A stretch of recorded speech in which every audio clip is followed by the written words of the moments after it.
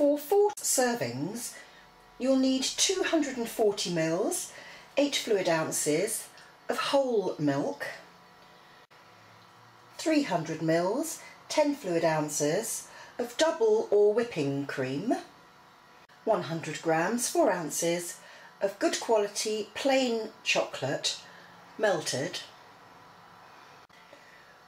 1 tablespoon of unsweetened pure cocoa powder, 1 teaspoon of vanilla extract, 4 egg yolks, and 150 grams, that's just over 5 ounces, of caster sugar. First of all, place the milk, double cream, melted chocolate, cocoa powder and vanilla extract into a medium-sized saucepan, and then using a whisk just mix it up well until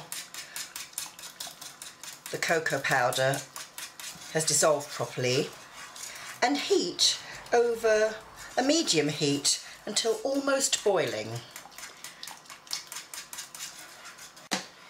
It will only take a minute or two, but make sure you keep stirring and don't leave the pan unattended, otherwise it will boil over before you know it.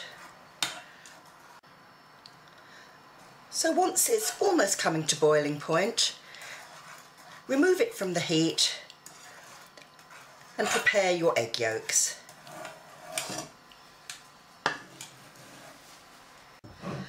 Place the egg yolks and the sugar in a large mixing bowl, and then you need to whisk this until it's very pale. You can do it with a hand whisk, but I'm going to use an electric whisk because it makes the job a lot quicker and easier.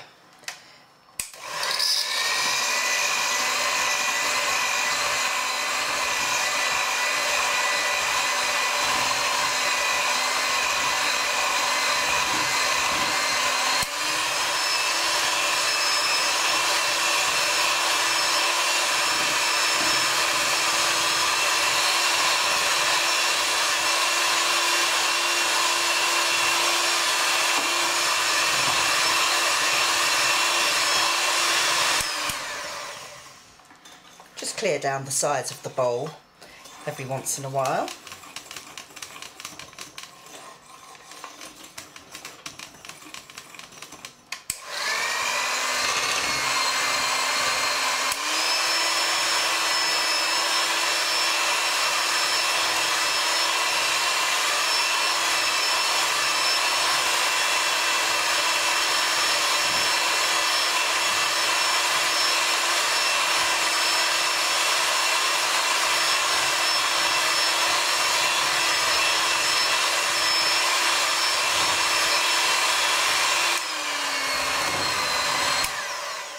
And that takes a couple of minutes or so. As you can see, the mixture's very pale and well blended. Let me just try and get some of this mixture off the whisk. Now, making sure that the chocolate mixture is still hot, you need to gradually pour this over the egg mixture, and you need to whisk it constantly whilst you're doing this.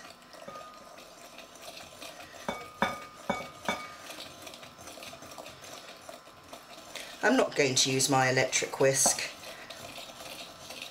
for the moment, just using this little hand whisk.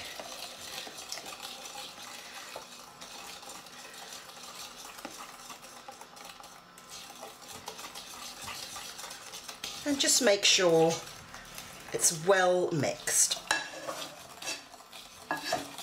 Once that's done, return it to the saucepan and cook it gently until it thickens enough to coat the back of a wooden spoon.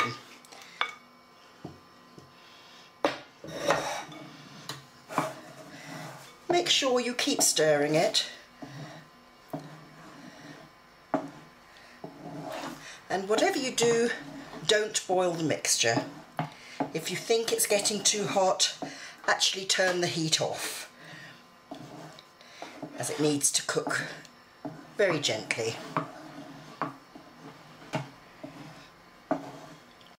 Once the mixture is thick enough to coat the back of a spoon,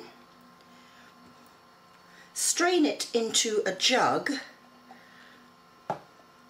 and leave it to cool to room temperature.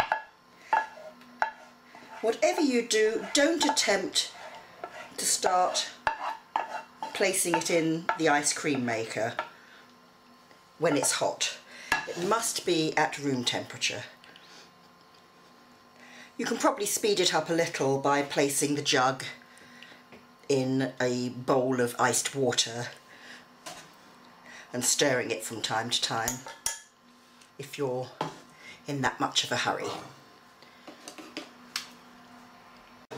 Once the mixture is completely cold, transfer to an ice cream maker and freeze churn according to the manufacturer's instructions, and that's usually between 25 and 35 minutes.